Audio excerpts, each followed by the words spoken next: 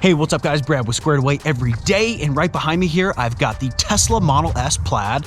And yeah, in this video, we're gonna be talking about, do you actually use your performance car, whatever that is, whether it's a Corvette C8, or it's a Tesla Model S Plaid like this, or whatever, a Porsche 911 GT3 RS, or whatever you've got.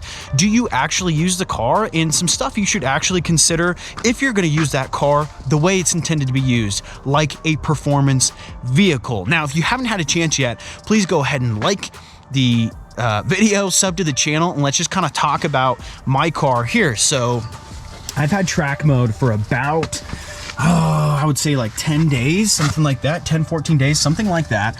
And I use it. Hopefully you can see on camera here that I've got a significant amount of rock chips on here. The car is completely clean. This is all rock chips on the entire car here, this back panel, the rocker panel.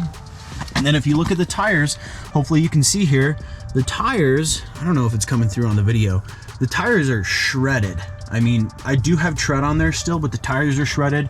The wheels themselves, they look dirty.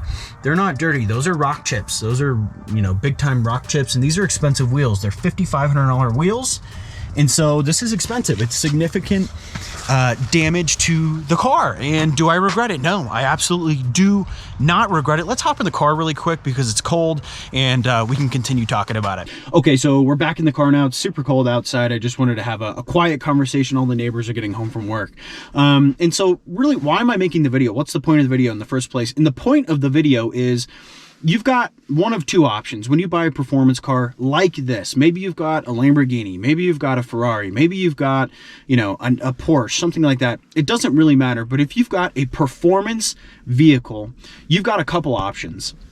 One is you can just baby that car. It's going to be a garage toy. You're going to baby the crap out of it and just keep it super cherry and super nice, which means you're not going to really get to experience that car. You're not going to the track. You're not going to the drag strip. You're not like tearing around town, shooting up rocks and all that kind of crap. You're not really using the car the way that it was meant to be used. And that's totally fine. If you're just buying the car for, like, you know, a status symbol, or because you just like to have nice stuff, okay, fine. I totally get it. I totally get it. But for those of you like me who buy stuff and you use it, and you buy stuff and you break it, not because you're trying to ruin the car or because you're trying to ruin that thing, whatever it is, but because you're trying to experience it the way that it was supposed to be used, because it's more about you owning that thing than that thing owning you, if that makes sense. And so that's kind of my philosophy on anything that I have that's nice. I'll use it. I don't really care what the cost is. I'm going to use it. And if I'm not going to use it the way it's intended to be used, then what's the point of having it in the first place? So my advice to you would be, fall into one of those camps and just pick a side. Because if you're gonna baby the car, go ahead and baby the car. If you're going to use the car and take it to the track like I do, and you're gonna go to Bandimere, and or not Bandimere, but you're gonna go to the drag strip and all this different stuff, that's awesome. You can go ahead and do that, but do be prepared. You're going to have some sort of damage to that particular vehicle, and that's really what it comes down to. Is, if you're going to use the car, be prepared that you're going to get some rock chips on the paint and the wheels. You're going to go through tires quick, and that's just a reality of using the cars that we have that are performance cars, is really what it is. So for me personally, the first time that I realized that I was actually going to start to damage the car, and I just call me ignorant, I don't know, was when I bought the Plaid. When I first bought the Plaid, my brother-in-law and I took it to Bandimere Speedway, the drag strip, right before it started to get cold. And then we went to the test and tune, and we just started, you know, going down the drag, and we had a great time. And after which I took the car to just a spray wash, sprayed it off, and I realized I had like some little rock chips on the back fenders because of all the rocks getting kicked up and all that kind of stuff. And so I realized in that moment what I'm talking about here, which is, what do I want to do? Baby the car or actually use the car? And I wanted to use it. And so what I did was I paid for a very expensive stealth PPF on the actual vehicle. And so that stealth PPF was super expensive. I mean, you could probably repaint the entire car for how much I put that PPF on. But here's the magic, is when I go to sell the car, or when I go to just, like, you know, refresh it a little bit, what I'm going to do is I'm going to go back to the guys that PPF'd it in the first place.